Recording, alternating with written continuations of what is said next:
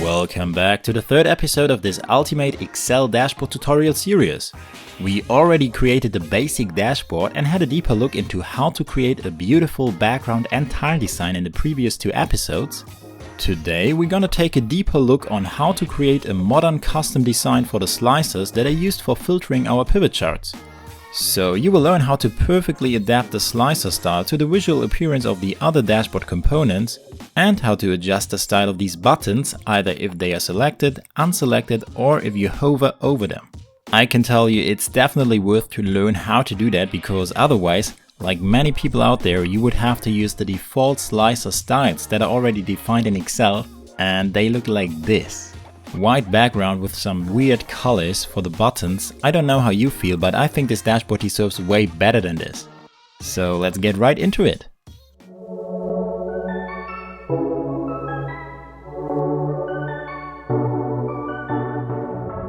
Before we start, you find the free basic dashboard file and many more valuable resources at excelfind.com, and the Office version used and required for this dashboard is Office 365.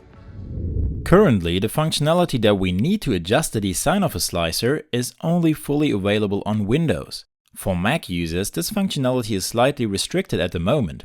That's why I'm on a Windows machine today. We're gonna use one of the charts that we have in the Ultimate Excel dashboard, so we have something we can connect our slicer to before we upgrade its style. Generally, if a slicer is connected to a pivot chart, it is automatically connected to the pivot table that pivot chart belongs to.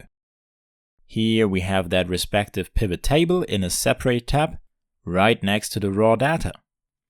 Let's insert a slicer for this pivot chart. For that, we go to the Insert tab and click on Slicer.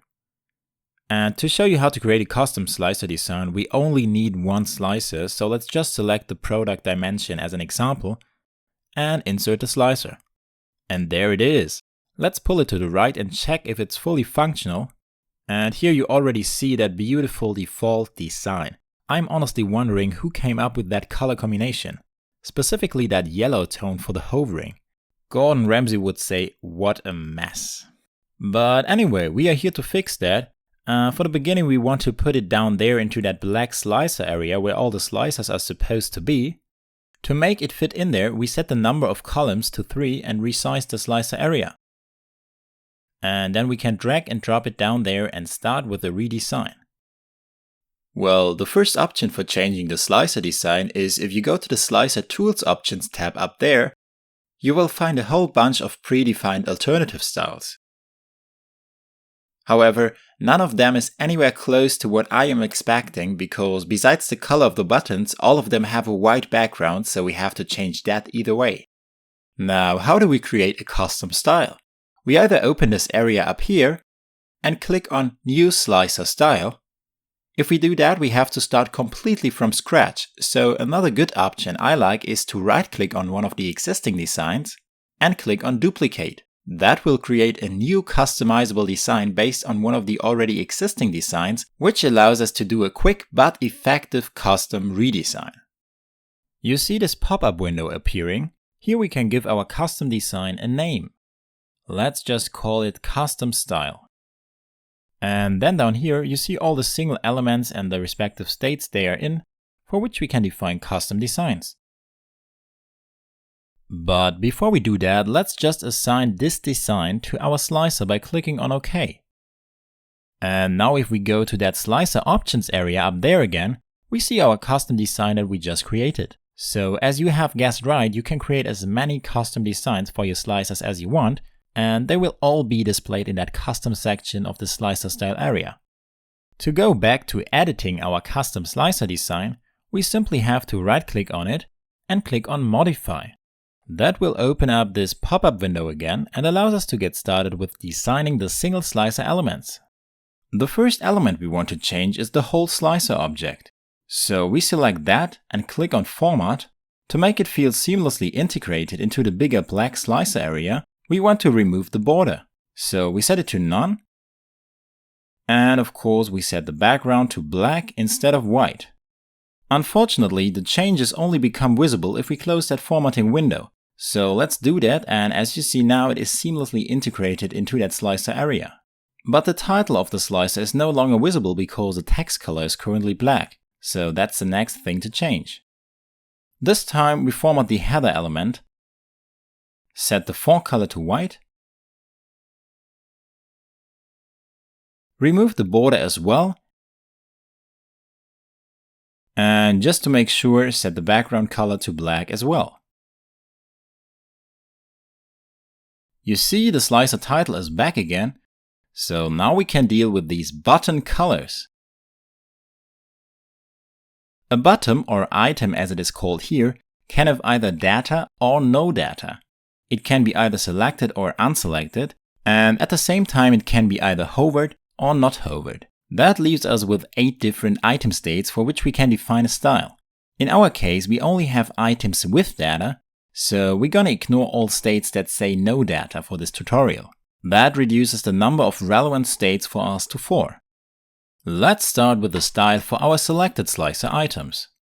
For our dashboard design, we want our selected items to be filled white with a black text color. That is, by the way, the style the unselected in the current default design have, so don't get confused.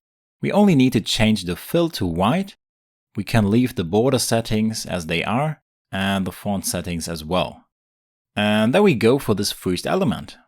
As I told you, now the unselected elements still have that white fill style, so that's the next thing we want to change. What we want to have is a nice, modern, but minimalistic look and feel, so we simply change the text color to white. We leave the border color as it is with this light gray, which is pretty close to white, and change the fill to the same color that our background has, which is black. And that gives us this beautiful design which already fits way better into the whole dashboard design. Now we only have to deal with the hovering states of both selected and unselected elements. Because currently if we hover over an item, we still get that ugly yellow tone, which must be a bad joke. Let's change that as fast as possible. Let's change that color to violet, which is already the predominant color in our dashboard, and for that reason fits in much better. Yeah, so let's change that fill color as promised. Then no big changes for the border. But we also change the text color to white. Well, that looks so much better than this yellow, which unfortunately is still set for hovering over the unselected items. For simplicity, we will take the same violet color for hovering over both selected and unselected items, so we make no difference there even if we could. Let's just do the same adjustments for these as well. And that is already the modern slicer design that we are using in our Ultimate Excel dashboard. Simple but beautiful. And as a little extra information, you can also play around with gradient coloring if you want. So for whatever item state you want to have that, you just need to go to the fill section again. And instead of simply selecting a color, go to fill effects. And in there, the whole world of gradient styles is open to you. So for example, let's just try out some color combinations for you. We select that red tone and combine it with violet, and on top of that we change the direction. Let's see. Well, yeah, maybe a bit straightforward, might be too much of a difference between those two colors. So let's try two colors that are way closer to each other.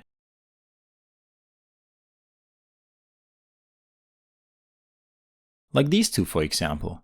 Only a slight difference here.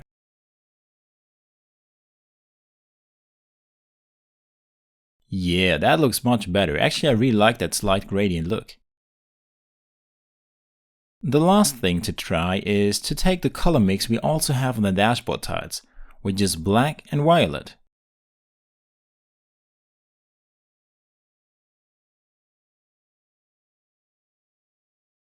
Yeah, that's okay as well. But for the Ultimate Excel dashboard we are building in this tutorial series, I prefer to keep it simple for the slicer style, so we set that hovering color back to a single color violet. I hope you got some new interesting insights from this tutorial. The next episode will be about how to make the dashboard pivot charts automatically update with changes in the source data by using a little bit of VBA. Pretty exciting, not too difficult, but really powerful. Again, don't forget to check out my website excelfind.com. On there you will find so many useful resources, like for example a selection of the most powerful Excel add-ins that are currently available to upgrade your whole Excel experience. And if you like this tutorial, let me know in the comments and subscribe if you haven't already, and don't miss out on the next video in this tutorial series. Cheers!